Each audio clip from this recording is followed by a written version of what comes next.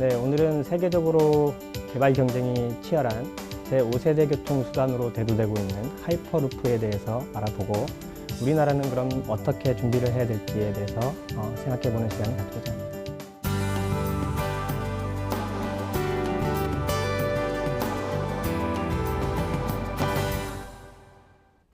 하이퍼루프. 이게 2012년에 앨런 머스크가 얘기를 했다지만 이런 개념은 오래전부터 있었습니다.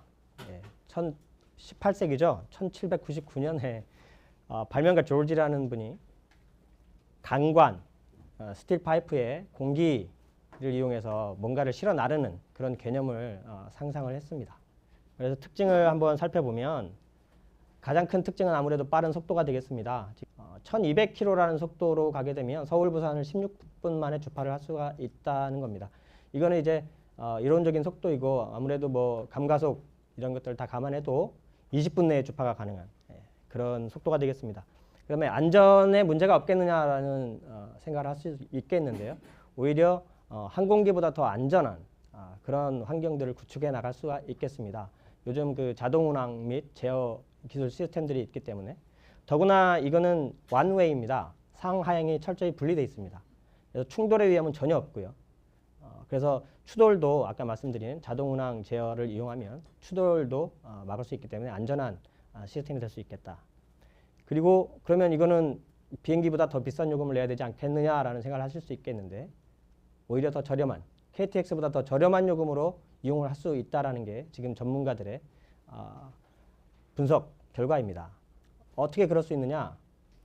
건설비가 고속철도보다 쌉니다.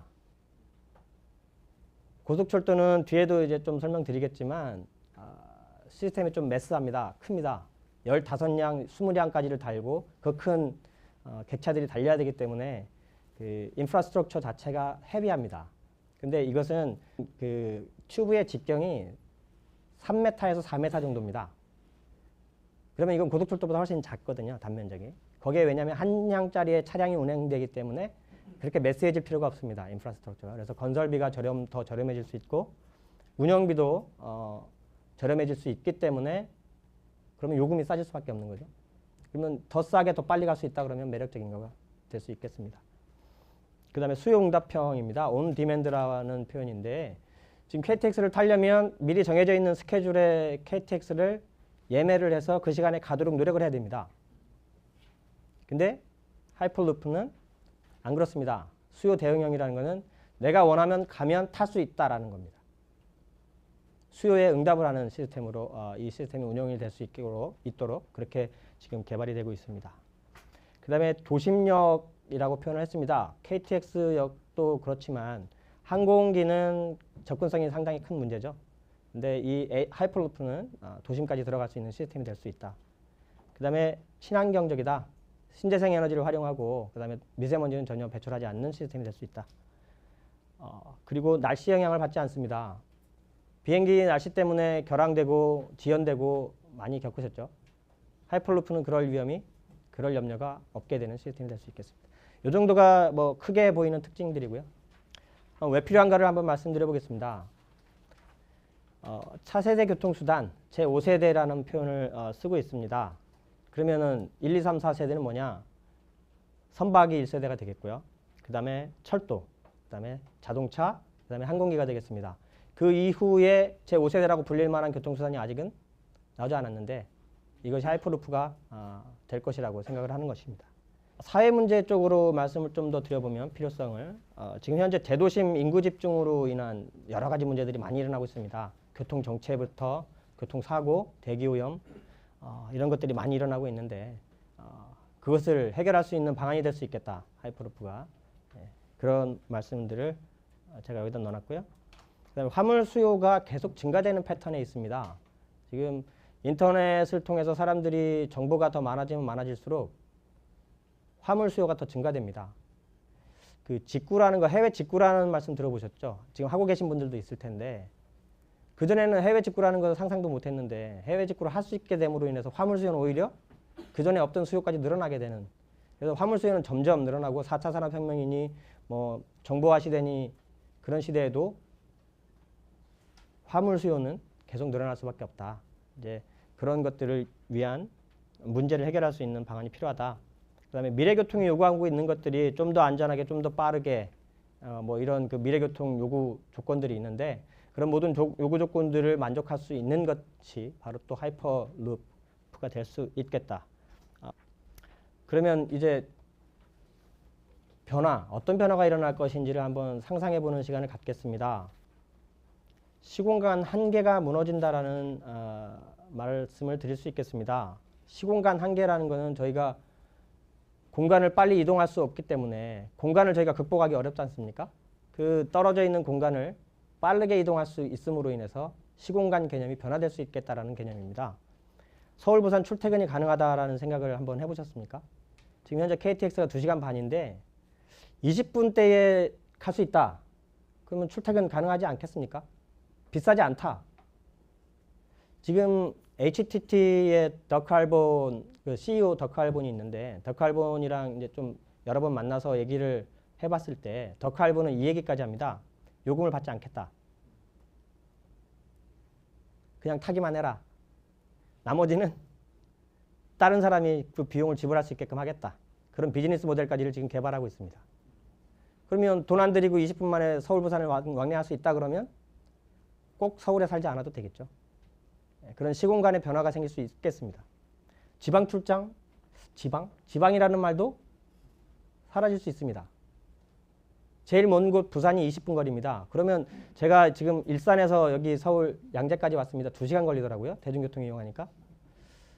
제가 일부러 대중교통을 한번 이용해 봤죠. 아니 뭐 전에도 물론 이용하지만 오늘 이렇게 얘기거리를 만들기 위해서 제가 대중교통을 좀 타고 와봤습니다. 2시간 딱 걸리더라고요. 근데 지금 강북에서 강남 건너오는데 어느 정도 걸릴까요? 20-30분? 잡아야 되겠죠. 그러니까 이제 강북에서 강남 가는 거라고 생각을 하시면 될 것 같아요. 부산 가는 게. 그러면 이제 개념이 많이 달라질 수가 있겠습니다. 3차 산업의 지방 확산, 그래서 그걸로 인한 지역경제 발전까지도 생각해 볼 수 있습니다. 3차 산업은 서울에 있어야 되죠. 항상. 그래야 유리하니까. 그런데 그런 것들조차도 이제 굳이 서울 아니어도 된다는 겁니다. 하이퍼루프가 있는 그곳이면 된다는 겁니다. 당일 주문 배송 지금도 가능하지만 그게 더 다양한 제품들을 더 빠르게 받을 수 있게 되는 그런 시대가 올 겁니다. 부동산 가치 변화입니다. 이제 이런 시대가 오게 되면 부동산이 어떻게 될까요? 땅값이. 지금 땅값이 그 부동산 가치를 결정하는 기준들이 많이 달라질 겁니다. 그다음에 버진 하이퍼루프, 처음에는 하이퍼루프 1으로 출발을 했지만 버진 그룹에 이제 인수를 해서 이름이 바뀌었습니다. 버진 하이퍼루프 1인데요. 거기서 이제 그 LA에 본사가 있는데 글로벌 챌린지라는 그 공모전을 시행을 했었습니다. 이게 하이퍼루프가 전 세계적으로 어느 노선이 제일 먼저 들어서는 게 좋겠느냐라는 공개 공모를 해서 컴피티션을 했었는데 한 2,000개 팀이 응모를 했습니다. 제가 기억하기 2,600개인가. 근데 이제 우리 한국도 팀을 결성해서 제한 노선을 냈습니다. 세미파이널리스트 35개까지는 들어갔는데 그 이후에 이제 최종 우승까지는 저희가 놓쳤죠. 그만큼 서울 노선, 우리 한국도 하이퍼루프 노선으로서 경쟁력이 있다, 매력이 있다라는 것을 말해주고 있습니다. 그 다음에 HTT라는 회사가 있습니다. 그 회사는 현재 중동의 아부다비와 알아인이라는 그 구간의 타당성 조사를 정부하고 같이 정부의 그 의뢰로 마쳤고, 그리고 올해 지금 사진에 놓는 그 파이프가 4m짜리 직경의 강관입니다. 이게 이제 더칼본이 말하기로는 이 4m는 돼야 이게 풀스케일이라고 볼 수 있겠다. 근데 이제 HTT는 4m를 보고 있습니다. 그 정도 돼야 이 파드에 사람이 설 수도 있고 복도도 만들 수 있고 이제 이런 규모의 파드를 실어 나르려면 4m 정도 직경의 강관이 필요하다라는 얘기를 하고 있고, 그래서 4m 직경의 강관을 이용한 테스트 트랙을 지금 만들고 있습니다. 올해는 한 300m 정도 길이를 만들고 내년에는 1km까지를 만들어서 실험을 하겠다고 하고 있습니다. 그래서 최종 목적은 2020년까지 10km를 상용 노선을 건설을 하겠다라고 발표를 했죠. 언론에. 이게 어디 있냐면 2020년에 세계 엑스포가 거기서 열린답니다. 그래서 그 세계 엑스포 행사장과 공항 간의 거리가 한 10km 정도 나오는데 그 거리를 지금 건설을 하겠다라는 발표를 하고 있습니다. 아랍에미리트에서 그 두바이에 있는 교통국이 그 파드, 차량의 실제 사이즈의 파드를 프로토타입을 공개하는 행사를 열었습니다. 올해 2월입니다. 지금 보시고 있는 사진에 이제 그게 제가 실어놨는데요. 이거는 저희 국내 언론에도 공개가 된 바 있습니다. 그래서 이렇게 세계에서는 지금 이제 더 이상 꿈이 아니라 이게 진짜로 돼? 라는 퀘스천이 아니라 이제 언제 돼? 라는 퀘스천으로 바뀌었습니다. 네. 그래서 주요국의 하이퍼루프 건설 계획이 오래전 계획인데 지금 뭐 업데이트를 제가 안 해봐서 모르겠는데 이러한 여러 국가들이 지금 탐을 내고 있다. 특히 러시아에서 관심을 많이 보이고 있습니다. 러시아가 중국한테 뺏겼던 그 대륙 물류권을 다시 가져오겠다. 그게 하이퍼루프가 대안이다. 라는 생각을 갖고 있는 것 같습니다. 그래서 러시아도 적극 지금 관심을 보이고 있는 상황이고요. 앨런 머스크가 자기가 이렇게 제안을 해놓고 엉뚱하게 처음에는 땅굴 파는 기계를 만드는 기술 개발을 시작을 했습니다. 보링 컴퍼니라는 회사를 만들어서 땅굴 파는 기계를 지금 만들고 앞으로 미래 사회는 땅굴이다. 지하 도시다. 지하가 답이다. 교통 특히나. 그래서 보링 컴퍼니를 만들고 보링 머신을 만들었습니다. 그거에 그치지 않고 올해 그 뉴욕과 워싱턴 DC 간을 하이퍼루프로 뚫기 위한 땅굴이라는 표현이 좀 그러네요. 터널을 만드는 그거에 대해서 정부하고 지속적으로 얘기하고 있고 올해 그 워싱턴 DC 거기 일부 도로의 지하 뚫는 것을 허가를 획득을 하고 지금 뚫고 있다고 합니다. 그런 상황이고요. 중국 대단합니다. 4,000km급의 저희는 지금 1,200km를 얘기하고 있는데 4,000km급의 하이퍼루프 시스템을 만들겠다라는 것을 관영 매체 CCTV를 통해서 발표를 했습니다. 그래서 몇 년이 될지 모르겠지만 지금 중국도 1대1로라는 정책에 이것이 하나의 솔루션이 될 수 있다라는 생각을 갖고 있는 것 같습니다. 그래서 중국도 여러 군데서 이 하이퍼루프 기술을 개발을 하고 있는 상황입니다. 앨런 머스크가 하이퍼루프를 발표하기 전부터 이 튜브 운송 시스템을 기획을 하고 연구 개발을 시작을 했습니다. 2009년부터 튜브 철도 핵심 요소 기술 개발 연구를 시작을 했고요. 지금 현재도 아무속 캡슐 트레인 연구를 진행을 하고 있습니다. 우리 유니스트에서도 율루프 프로젝트를 2016년부터 진행을 하고 있고 작년에 모형 발표하고 시연까지도 하셨죠. 한국건설기술연구원에서는 인프라 관련된 연구를 시작을 했습니다. 2016년에. 이게 길이 있어야 가는 것이고 길은 어떤 재료로 어떤 시공법으로 어떻게 해야 제일 적합할 것이냐에 대해서 고민을 많이 해야 됩니다. 그래서 저희가 그 연구를 시작을 했고요.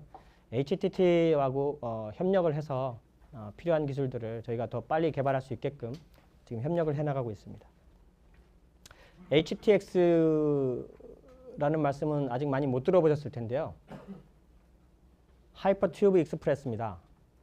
그래서 HTX라고 명명을 했고 이게 무엇이냐면 이렇게 철도연, 유니스트, 건설연 이렇게 각자 따로 기초연구들은 수행하고 있지만 이걸로 되지 않습니다.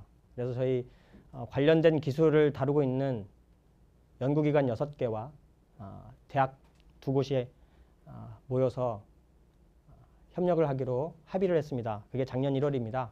그래서 작년 1월에 MOU를 맺고 그래서 향후 13년을 목표로 저희가 이제 상용 노선을 한번 놔보겠다라는 것으로 1년 동안 기획을 했습니다. 그래서 이거를 정부에 제출한 바도 있고요. 그래서 HTX 주요 특징에 대해서 아직 기획 중이긴 하지만 뭐 내용을 좀 소개시켜 드려 보겠습니다. 궁금해하실 것 같아서 공기저항 최소화 아진공 튜브는 당연하고요. 그 다음에 자기부상은 초전도 자기부상 방식을 사용을 하려고 기획을 하고 있고요. 그 다음에 LSM Linear Synchronous Motor라고 해서 그 추진, 부상과 추진이 상당히 중요한 핵심 기술이 될 텐데 그 방식을 저희가 지금 기획을 하고 있습니다.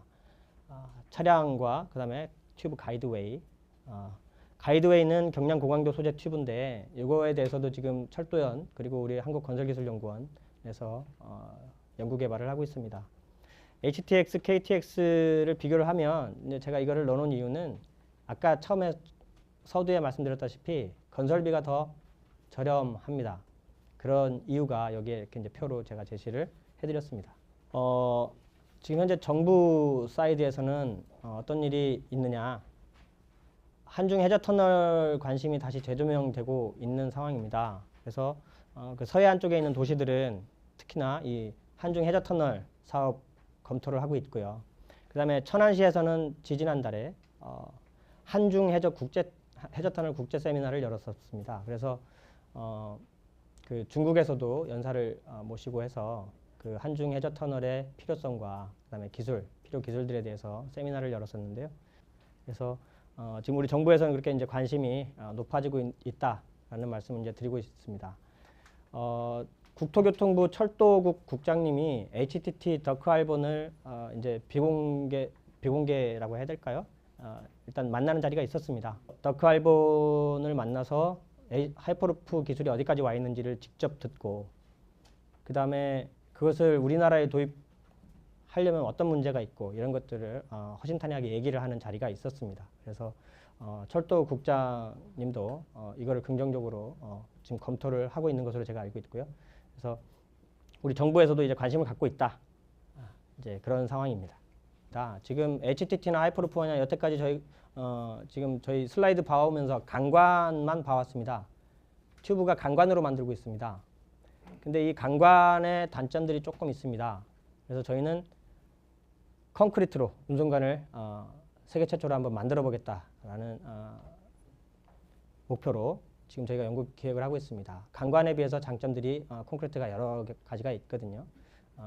시공성이나 그다음에 그 강성, 휨강성이라고 표현을 하는데, 이게 이제 지상으로 지나갈 경우에 이제 그런 것들이 문제가 되고, 그런 것들 여러 가지 면에 있어서 콘크리트가 유리한 면이 많이 있기 때문에. 근데 이제 콘크리트의 최대 단점은 여태까지 인식이 구멍이 뚫린 구조입니다. 콘크리트가. 자세히 보시면. 근데 이게 진공관에 쓰겠다고 라는 이제 퀘스천을 하지만 저희가 기초 연구를 통해서 살펴본 바로는 가능하다라는 것입니다. 그래서 저희가 그 연구를 지금 하고 있습니다. 그래서 HTT도 우리 연구원하고 협력할 때 가장 관심을 보이는 부분이 이 부분입니다. 그래서 이제 평화 시대가 이 땅에도 올 것인가 라는 기대가 많이 부풀어져 있습니다. 그래서 지금 정부에서는 한반도 신경제지도 이런 지도까지도 발표를 하고 있습니다. 이제 저희가 통일 시대에 북한을 넘어서 유럽도 가는 그런 꿈을 꾸는 것도 결코 허황된 것은 아닌 것 같습니다. 이 시대에 이런 하이퍼루프 시스템에 대해서 얘기를 할 수 있게 돼서 너무나 기쁩니다. 이제 정부에서 구상하고 있는 H벨트를 듣기 전에 저희가 이제 먼저 이런 그림들을 그려보기 시작했었는데요. 하이퍼루프 1000km 이상의 속도로 한반도 특히나 남한에서만, 이 섬나라에서만 달리겠다고가 아닙니다. 저희가 원래 목표했던 것은 중국 해저 터널을 이용해서 중국도 연결하고 그렇게 가는 것이었지만, 통일 시대가 온다면 북한을 이용할 수 있지 않습니까? 그래서 한반도를 넘어 중국과 러시아로, 그래서 유럽 파리까지 하이퍼루프로 갈 수 있는 그런 시대가 올 수 있겠습니다. 더 이상 우리나라가 섬나라가 아닐 수 있게 되는 것이죠. 종전 평화 시대에서 통일 시대까지는 아니더라도 이 평화 시대에, 통일로 가는 평화 시대에 북한의 경제 개발 견인할 수 있겠다. 이 하이퍼루프가 들어섬으로 인해서 그런 생각을 해봤고요. 그 다음에 우리나라에 지금 한참 건설 경기가 많이 어려운데 이게 신성장 동력이 될 수 있겠다.